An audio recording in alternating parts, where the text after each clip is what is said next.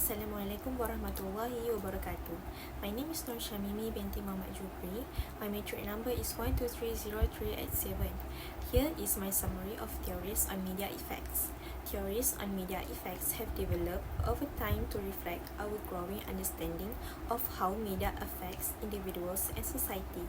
I've learned the progression of these theories, which are the hypodermic needle theory, to the two-step flow theory, and finally to the selective exposure theory.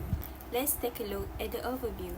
Hypodermic needle theory, also called the magic bullet theory, was emerged in the early 20th century and posits that media has a powerful, direct, and immediate influence on passive audience.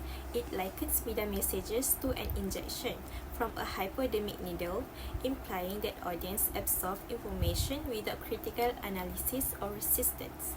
Next is two-step flow theory, which was introduced in the mid-20th century by Paul Lazarsfeld and others. It suggests media influence is indirect and mediated by opinion leaders who interpret and transmit media messages to their social networks. And finally, selective exposure theory, which was developed in the late 20th century. It focuses on individuals' active selections of media content that aligns with their beliefs, reinforcing existing attitudes and avoiding contradictory information. Hypodermic needle theory's principles rest on three main ideas. Number one, the strong influence of media. Number two, the passivity of audience. And the last one is the uniformity of message reception.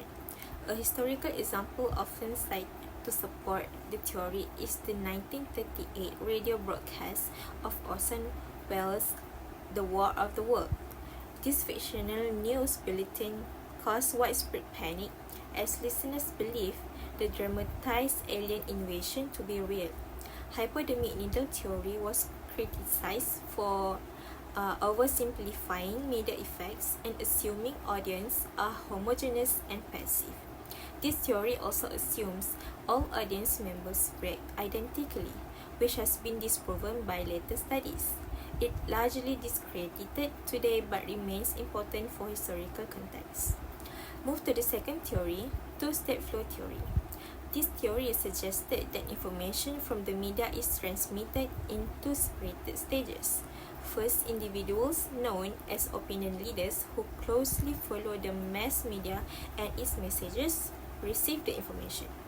Second, these opinion leaders share their interpretations along with the original media content.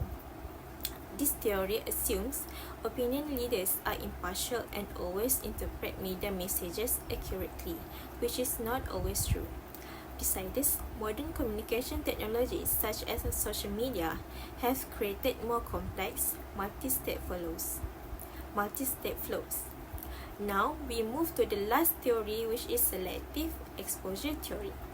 There are 6 key concepts. Number 1, confirmation bias, which means individuals seek information that supports their existing beliefs. Number 2 is cognitive dissonance avoidance, which means people avoid information that contradicts their beliefs to reduce discomfort.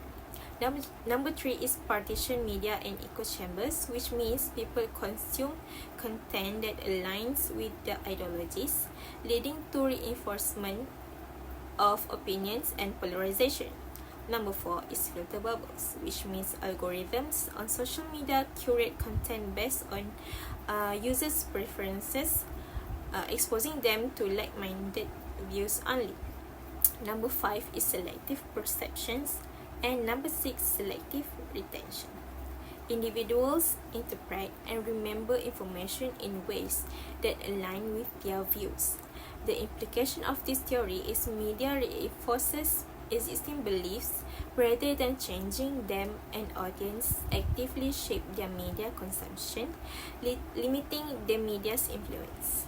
In conclusion, theories of media effects have evolved from deterministic views to recognizing the complexity and selectivity of audience engagement. These frameworks reflect the transition from uniform, direct effects to nuanced, audience-centered approaches to understanding media influence.